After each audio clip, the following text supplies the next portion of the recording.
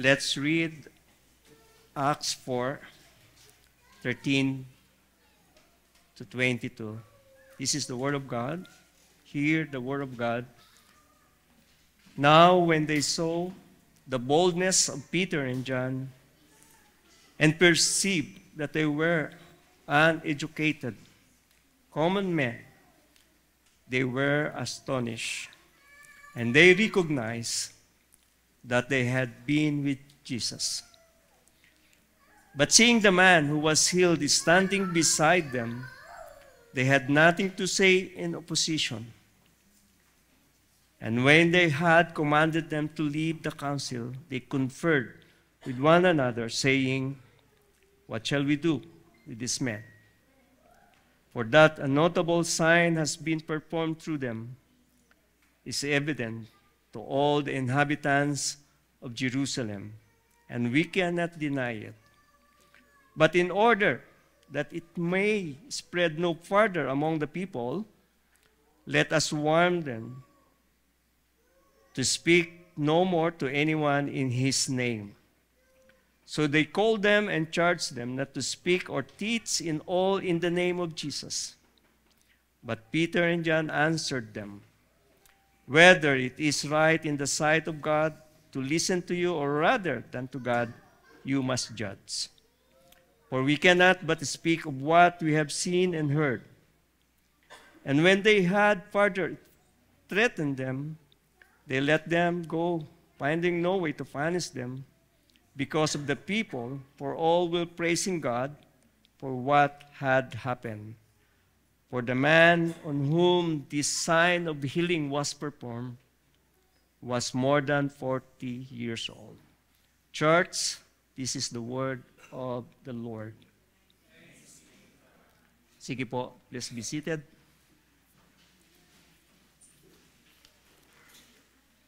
Good morning po sa inyo lahat. Meron lang po akong request. Huwag niyo po akong tutulugan. May katanungan po ako sa inyo before I start. Naranasan niyo na ba na may pumunta sa bahay niyo at least 3 tao? Normally, pumupunta sila sa bahay, 3 tao, 2 tao, pero may dala-dala silang papel. At sasabihin sa inyo, you have the right to remain silent. And what you say can be and will be used against you in the court of law. Familiar po kayo ron? Ang tawag po doon ay Miranda rights. Ano po? Binasahan kayo ng Miranda rights. Pero, hindi po ba nakakatakot siya? Siguro po pag may dumating sa aking ganon, ay ako po ay talagang matatakot. Dahil alam na po natin ang kasunod nito, tayo po ay dadalhin sa presinto. At pwede po tayong makulong dahil sa salang hatol sa atin. Meron akong pamangkin. At one point, siya ay natutukan ng 45 caliber sa kanyang mukha o sa kanyang ulo. Tinatanong ko siya kung anong kanyang naramdaman. Sabi niya, parang naginig yung tuhod ko. Parang ako ay nanlambot. I haven't experienced that po. Pero sa akin po mangyari ay matatakot po talaga ako. What I'm trying to point out, mga kapatid, ay yung situation na ikaw ay matatakot talaga. At ikaw ay parang mawawala ka na sa iyong composure, kumbaga, matatakot ka. In our text, in 13:22, sa continuation ng Gospel Proclamation, the sermon series na Ordinary Men. Ang title po ng ating sermon today, Ordinary Men of Jesus. This is a continuation of the narratives of Luke where the disciples were under arrest. Nakita po natin ito by Pharisees and Sadducees. Sadducees for questioning. This time po is an attempt ng mga, sabihin natin sa Sanhedrin, yung kumbaga sa atin po ay Supreme Court. Ano po? At itong mga rulers, itong mga Pharisees and Sadducees, sila po yung naandon. And this time is an attempt to stop them from spreading what Jesus has done on the lame man or the lame beggar na ginamit ng Diyos si Peter and John.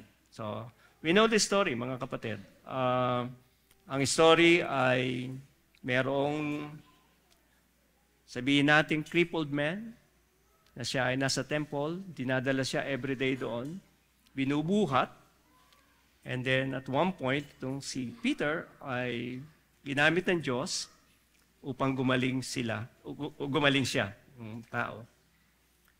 At tinatanong sila ngayon, sa anong kapangyarihan, sabi sa kanila, in what power ninyo ito ginagawa? Sinabi nila na dahil kay Jesucristo, pangalan ng Panginoong Jesucristo. So sa ating pong text ngayong umaga, ay ilang bagay po ang ating makikita rito. Pinamagatan po natin ito na, yun nga po, Ordinary Man with Jesus. Ang central message po nito ay because of the gospel, the disciple chose to stand for Jesus despite the persecution and danger. Sa kabila dahil sa Ebanghelyo, mas pinili ng mga alagad na manindigan para kay Jesus sa kabila ng pag-uusig at panganib. So yan po ang ating central message o sentrong mensahe. Tatlong mahalagang lesson po na maintindihan o matututunan natin today from the text. Number 1, the boldness of ordinary men. Sa verse 13, mas makikita natin dito how bold these ordinary men are. Number 2, rulers are challenged by ordinary men. Verses 14 to 17. Itong mga pinuno ay nahamon ng mga ordinaryong tao. Number 3, ordinary men under threat. In verses 18 to 22. For kids, naglagay po tayo the simple words para madali po nilang maintindihan. Number 1, the boldness. Number 2, challenge. And number 3, under threat. Verses 18 to 22. In the bold proclamation of the gospel by Peter and John, who were perceived uneducated and common men, ordinario, the council can't help, but they were astonished, as Luke puts it. Mga taong ang tingin nila ay walang pinag-aralan, mga ordinaryong tao lamang, subalit sila ay namangha sa boldness, katapangan, pagiging matapang nila to proclaim the gospel. Remember, they were arrested prisoners by Sanhedrin. Yung nga pong Sanhedrin ay Supreme Council headed by the priests, consists of Sadducees and Pharisees. In the face of these rulers, they answered them without fear. Sa harapan ng mga pinuno pong ito na nakakatakot, ay sila ay hindi natakot. Unintimidated by these rulers when they preach the gospel of the Lord Jesus Christ. Buong tapang nila itong pinahayag sa kanila. Para sa mga leaders po na ito, what more sabihin natin, magtitrigger pa ng kanilang galit dito sa mga disciples ay yung sabihin ng mga disciples na, you crucified Him. Kayo ang pumatay kay Jesus. You crucified Jesus or you killed Him. Kayo ang pumatay sa Kanya. You rejected Him. In other words, you never believed that He is the Christ. You never accepted His teaching. Lahat na po ng pag-aakusa dito po sa mga leaders na ito ay ginawa po ng mga disciples. Pakita po ito ng kanilang katapangan. Parang sinasabi ng mga disciples, ang sinasabi nung nagtuturo ang Panginoong Jesucristo ay parang heresy lang sa inyo. A lie to you, even blasphemous to you. Mga kapatid, only courageous people can do this in the face of rulers. Matapang lamang ang mga tao makakapagsabi nito in the face of rulers. Why? Because lalo na po, they are perceived uneducated and common men. Perceived, sila ay tinitingnang walang pinag-aralan. Peter and John were not up to their standards. Hindi nakarating sa standards ng mga rulers. Never had a rabbinic tradition. Kumbaga, hindi sila naging bahagi ng rabbinic tradition ng mga Hudyo. Maaari po ang mga, for sure, alam po nila ang Torah. But hindi sila expert dito. Alam nila ang scriptures, but they were not the teachers of the scriptures. Just common people. Common. Like you and me, common. Fishermen. Just ordinary. However, they recognize that these disciples or these two men have been with Jesus.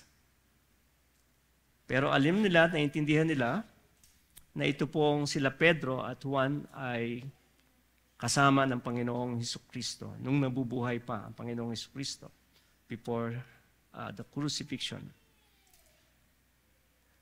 That's make them naturally bold.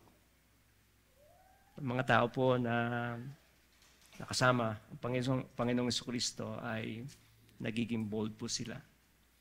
No seminary or Bible school can compare being with Jesus for 3 years. Wala pong may kukumpara.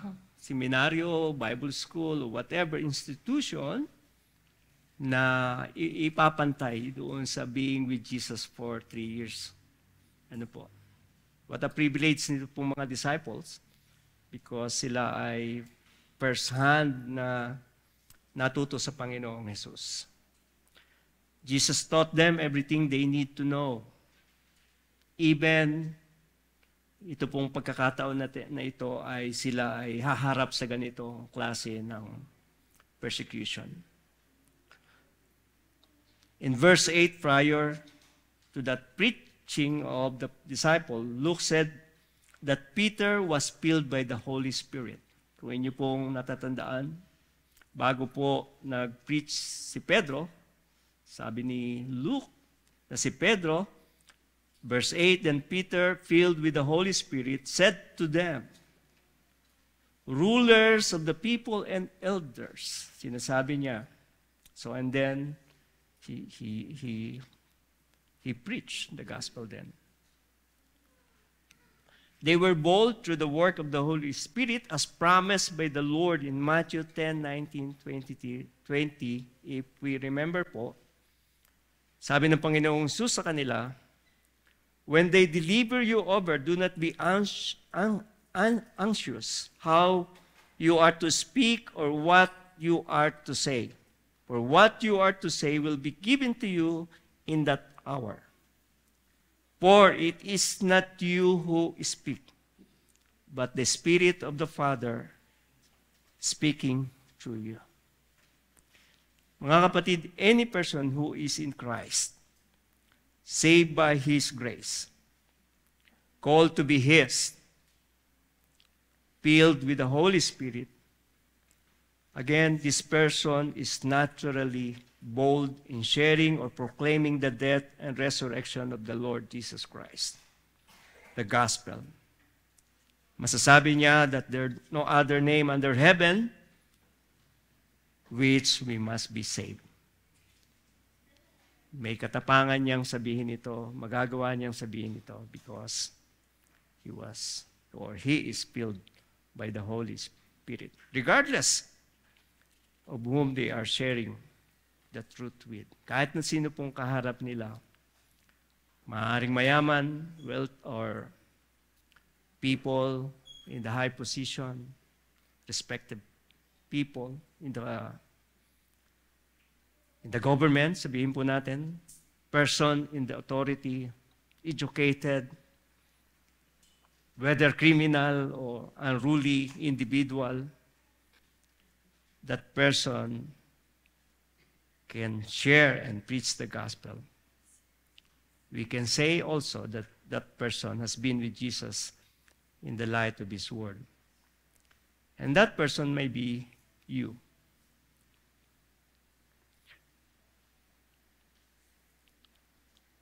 That is the character of a person who is filled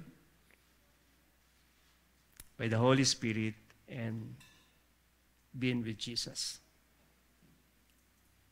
So, that's the reason, mga kapatid, bakit matapang itong mga disciples na humarap sa ganitong klase po ng rulers. Na nakataya po ang kanilang mga buhay. At dito po nila nakita ng mga sanid ng mga rulers na indeed they are bold. Because ang kanilang sinasabi ay labag sa kagustuhan ng mga rulers. At ayaw nila itong paniwalaan. Number 2, rulers are challenged by ordinary men in verses 14 to 17. Since the evidence of natural work of God through Peter and John is proven true, totoo, as the man now standing with them was crippled since birth for 40 years. Parang walang pag-asa, mga kapatid. Simula pagkabata ay hindi na siya nakakalakad. At ngayon siya ay nakatayo sa kanilang harapan. And that evidence, and that work of God, ay hindi po nila pwedeng sabihin natin ikaila, hindi nila pwedeng itanggi na ito ay gawa ng Diyos dito sa crippled. Kasi wala pong tao na pwedeng makagawa nito. The crippled man is now standing with them, is a living proof sa kanila. Since wala silang masabi, para pawalang saysay ito, kasi nga dinadala yung tao na ito daily sa gate of the temple. So kita po ito ng mga Pharisees and Sadducees. So they need for an executive session for this ordinary man na kanilang gagawin. But seeing the man who was healed is standing beside them, they had nothing to say in opposition. Wala talaga silang masabi. But when they had commanded them to leave the council, they conferred with one another. Familiar po kayo sa executive session. Madalas pong nangyayari ito sa Congress. Pag walang silang, medyo mabigat na, kailangan nilang gagawing pag-uusapan, sila ay papasok sa isang room, sila lang ang mag-uusap. Executive session. Pagdating sa executive session, ano pong nangyari? In the session, they agreed upon to warn them. Kailangan nilang magkaroon ng better solution. Anong solution nila? Sila ay warningan. Warning is I threaten them always with consequences. Diba? Ang isang pagbibigay ng warning ay may kaakibat po ito na consequence. May kaakibat itong parusa. They might think that this harsh warning will stop them from preaching the gospel. Maaaring naisip nila, okay, this warning ay hihinto sila. Warning might lead them to run away and abandon the calling which once the disciple did. Kung natatandaan po natin, nung minsan ay iniwan nila ang Panginoong Jesucristo, iniwan ng mga disciples. Could be that this time ay ganun din ang gawin nila. Kung bibigyan natin sila ng warning, ay pwedeng gawin din, ganun din ang gagawin nila. They abandon their calling.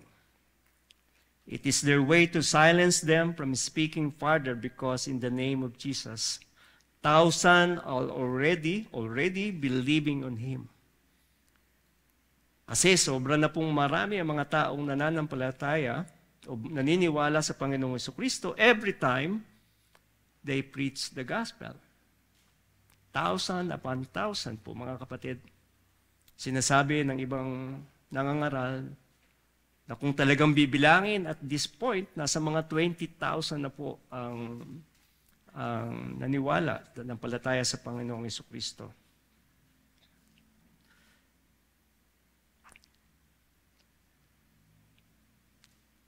And then,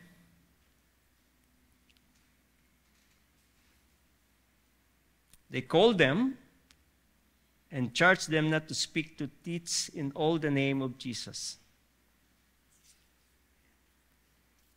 Tinawag sila at wag na silang magsalita patungkol pa sa Panginoong Jesucristo.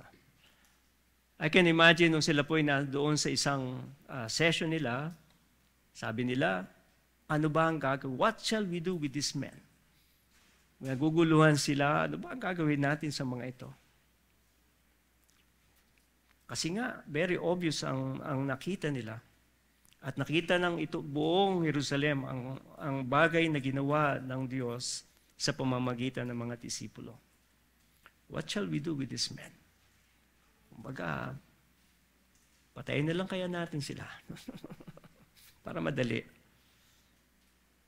They have a problem.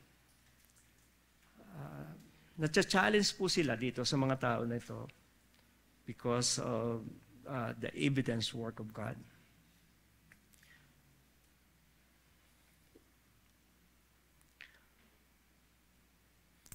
So they called them and charged them not to speak, to teach in all the name of Jesus. So tinawag muli nila upang sila ay pagbawalan na magsalita tungkol dito. Peter and John once again before the Sanhedrin and heard the command. Verse 18. Kaya lang po. Medyo mabilis po yata ako.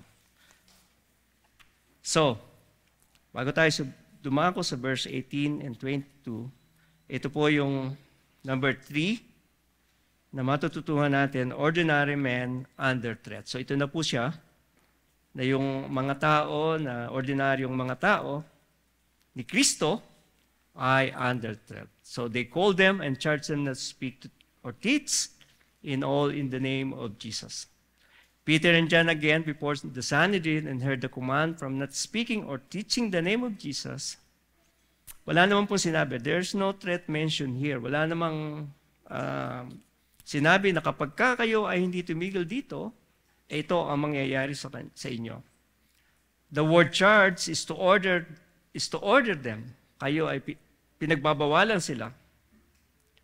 Pero naisip natin na hindi ito isang pakiusap lamang at wala lang na wala ding mangyayari sa kanila kung hindi susunod. Hindi po ganon. Of course, pag hindi nyo ito sinunod, therefore merong mangyayari sa inyo. The rulers are against the preaching in the name of Jesus, as this has to be stopped, and this has to be stopped. This gives enough trouble to them as rulers. People are following the teaching of Jesus than to their teaching. Ang mga tao ay naniniwala na sa mga disciples, sa halip na sa kanila, sa mga rulers, sa mga Pharisees maniwala. So ito ay nagbibigay sa kanila ng trouble. But again, mga kapatid, ito po ang sagot. But Peter and John answered them, whether it is right in the sight of God to listen to you, or rather to God, you must judge. For we cannot speak for what we have seen and heard. You must judge. Naglalagay ito sa mga pinuno na dapat sila ang sumagot. Kayo ang humatol. Tama ba na sundin namin kayo kaysa Diyos? Pinakita rito ang isang parang sabihin natin, rhetorical question, tanong na alam naman na ang sagot. O gustong ipakita ng mga disipulo na di naman sumusunod talaga ang mga Pharisees at Sadducees sa kalooban ng Diyos kahit di tahasang nag-akusa sa ang mga ito. So kahit naman itong mga Sadducees, di naman talaga sumusunod sila sa kalooban ng Diyos. Sila ay against doon sa sinasabi ng Diyos. Di nga sila naniniwala sa Panginoong Jesucristo. The command is stop preaching Jesus. That's the command. Peter and John answer is simply no. Hindi. We will preach. Tahasang sinagot ng mga disipulo na mas ihahayag nila ang kanilang nakita at narinig. Dito, kahit na ano pa ang gawin sa kanila ng mga pinunong narito, whatever it takes, ay gagawin pa rin nilang ipahayag ang Ebanghelyo. The disciples will not stop preaching what they have heard and seen. 3 years they have been with Jesus. They saw the healing, casting the demons, multiply the bread, resurrecting the dead. Finally, they saw the Son of Man was put to death and resurrected. So nakita nila ng mga disipulo ang lahat ng ginawa ng Panginoong Jesucristo. And even ang Panginoong Jesucristo ay nung siya ay patayin at siya ay muling nabuhay. Even 40 days after the resurrection, they seen Him and been taught by Him. Tinuruan pa rin sila ng Panginoong Jesucristo kahit na pagkatapos niyang mabuhay. They even saw Him ascend into the heaven. Mga kapatid, nakitang lahat ng mga disipulo ang ginawa ng Panginoong Jesucristo, ang pagtuturo sa kanila, kung sino ang Panginoong Jesucristo. They see and hear the Holy Spirit come upon them at Pentecost and speak to them from different languages and perform miracles through them. Ibig sabihin, nakita ho nilang lahat, the work of God, the work of Christ, so they will not stop preaching the gospel. Sila ay nanindigan na hindi nila, nasusundin nila, na pagpapatuloy sila sa paghahayag sa Panginoong Jesucristo. So they cannot stop speaking of these things because of what God has done. Hindi sila hihinto so that many people will hear it and believe. Hindi sila hihinto sapagkat marami ang mga taong makakarinig ito at maniniwala. No human threat can stop them. Walang mga taong o sino mang makapangyarihan na magpapahinto sa kanila. Kahit na nakataya rito ang kanilang buhay. Kahit na sila ay patayin. Eventually, most of the disciples have lost their lives because of the gospel. Alam po natin ang istorya na marami po, halos lahat po ng disciples ay namatay, pinatay, dahil po sa Ebanghelyo ng Panginoong Jesucristo. Si Juan po ay hindi po namatay at siya po ay namatay na siya ay nasa yung kanyang edad. Verse 21, when they had further threatened them, they let them go, finding no way to punish them because of the people, for all were praising God for what had happened. Dahil sa mga taong naniwala na nagpupuri sa Diyos sa pamamagitan ng mga disipulo, hindi na nila magawang gawin ang gusto nila sa mga disipulo. Marami na pong naniniwala sa paghahayag ng mga disipulo, kaya hindi nila magawang gawin ang kanilang gusto nila. Wala silang magawa at that time. Wala silang makitang paraan kung paano gagawin ang gusto nilang gawin. In truth, they want to kill Peter and John if they had the chance. Kung meron lang pagkakataon, papatayin nila. Look at what they did to Jesus Christ, to the Lord. Mga kapatid, ang bunga ng kanilang katapangan sa paghahayag ng Ebanghelyo, ang bunga nito ay pagpupuri ng mga tao sa Diyos. The people praise God. Mga taong naniwala na si Jesus ay nabuhay na muli. Katunayan ito ay ang lumpo na gumaling bagamat wala ng pag-asang muling bumalik ang kalusugan. Subalit, nakita nila ang kapangyarihan ng Diyos doon sa tao na ito. And they praise God for that. So mga kapatid, this is the picture, yung para ho sa atin na humaharap minsan sa mga ganitong pagkakataon, maaaring humarap po sa ganitong pagkakataon. Because of the gospel, ay tayo ay pwedeng maharap sa ganitong pagkakataon. In my conclusion, in Acts 14:22, ay nagpakita sa atin ng isang pangyayari sa Sanhedrin, sa harap ng Sanhedrin, ang kanilang mga pagkamanghang tugon na sa tapang na ipinakita nila, Peter at John, ay di makakaila ang patunay na himala ng Diyos sa pamamagitan nila. Nagpakita sa atin ito ng isang pangyayari ng kanilang may pagkamanghang tugon sa tapang na ipinakita nila. Matapang nilang hinarap ang mga taong nag-aakusa sa kanila. At di maikailang patunay na himala ng Diyos sa pamamagitan nila. These disciples were used by God. Sa kabila ng mga Sanhedrin na pigilan sila, sina Pedro ay nanatiling nakatayo sa kanilang pananampalataya.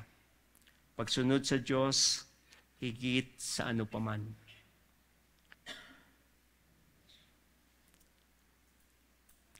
Nagtuturo din ito ng aral sa atin, mga mananampalataya. If we are believers, ito po ay nagtuturo sa atin na patatagin o pag-ibayuhin ang kaugnayan natin kay Jesus.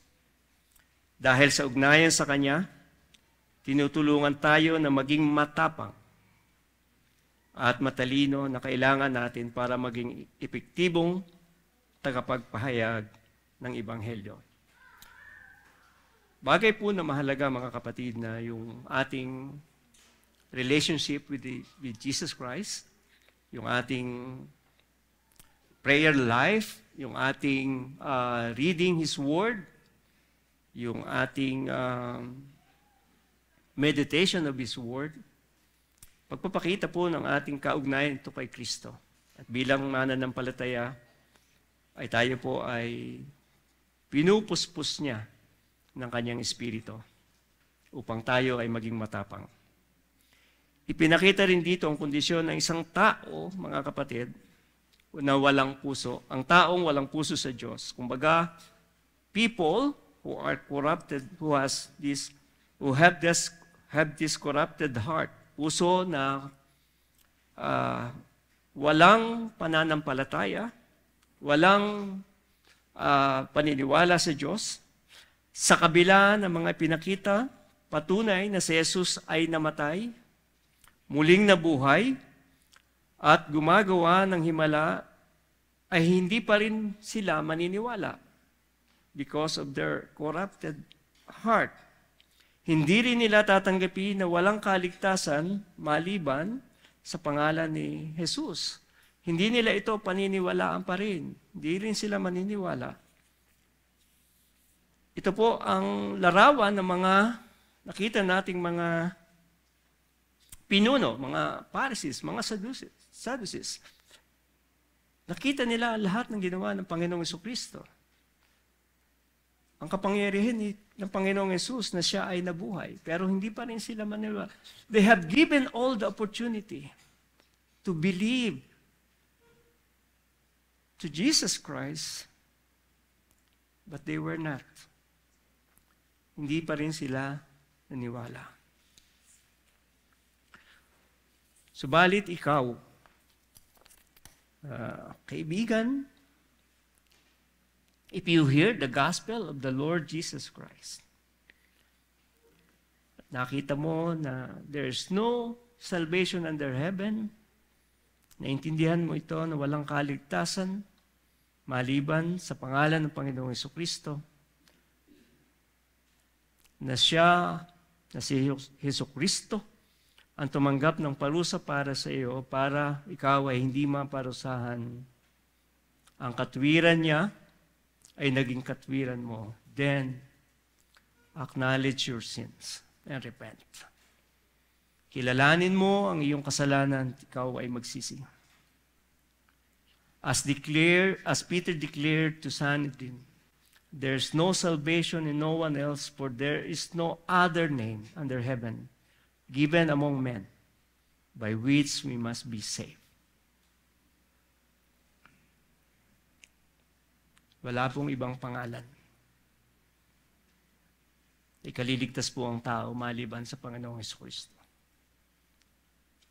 Don't be like the Sadducees and the Pharisees. His name is Jesus.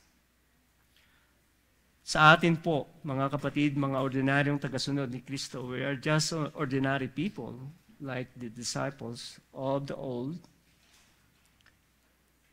Hindi man tayo mga scholars, hindi man tayo kasing gagaling ng iba, hindi tayo scholars. Sa mata ng mga elite o mga learn, parang hindi tayo, even sa mata ng mundo ay hindi tayo karapat-dapat. Subalit nasusubok minsan ang ating pananampalataya. The encouragement sa atin po ay makasumpong nawa tayo ng kalakasan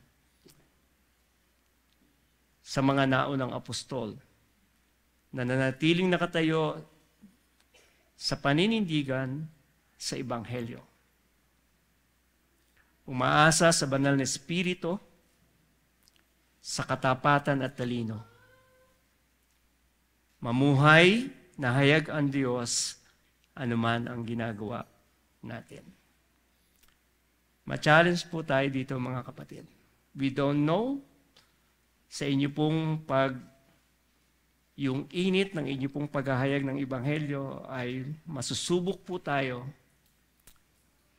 na maaring malagay din po ang ating buhay. Sabi ng kanina ng ating binasa, Paul was not ashamed of the gospel. Sabi ng mga scholars, sa grupo doon sa Sanhedrin, maaaring si Pablo ay isa doon. Nung ipinapahayag ni Pedro at Juan ang Ebanghelyo, maaaring naandun ho si Pablo. Kasi si Pablo ay isang Pariseo. Maaring nakikinig siya doon. At but one point of his life, siya ay kinatagpo ng Diyos. At siya ay isa sa mga sumulat dito po sa Bagong Tipan. Naging masigasig para sa Ebanghelyo. We don't know, mga kapatid. Sa mga tao pong ating binabahaginan ng salita ng Diyos, maaaring hindi sila nakikinig. Maaaring hindi sila walang interest. At maaaring tayo ay pinipersecute pa nila. Pero hindi ho natin alam doon. Maybe one of them, o isa sa kanila, ay iligtas ng Panginoon. At maging isa sa kanila ay maging tagapagpahayag ng salita ng Diyos. So mga kapatid, this is the lesson that we learn from this text. The ordinary man of Jesus, na may sentrong mensahe. Because of the gospel, the disciples choose to stand up for Jesus despite the persecution and danger. Dahil sa Ebanghelyo, mas pinili ng mga alagad manindigan para kay Jesus. Sa kabila ng pag-uusig at panganib. Natutuhan po natin ang tatlong bagay. The boldness of ordinary men. Verse 13. Kahit ordinaryo sila, meron silang katapangan because they were filled by the Holy Spirit. Number 2, rulers are challenged by ordinary men. Kahit na mataas sa katungkulan, ay pwede silang ma-challenge ng ordinaryong tao lamang. Ang ordinaryong man ay naging parang tinik sa kanila at ito ay under threat sila. Ang ordinary man under threat, verses 18 to 22. Church, let's be encouraged by the word of the Lord. Let's pray.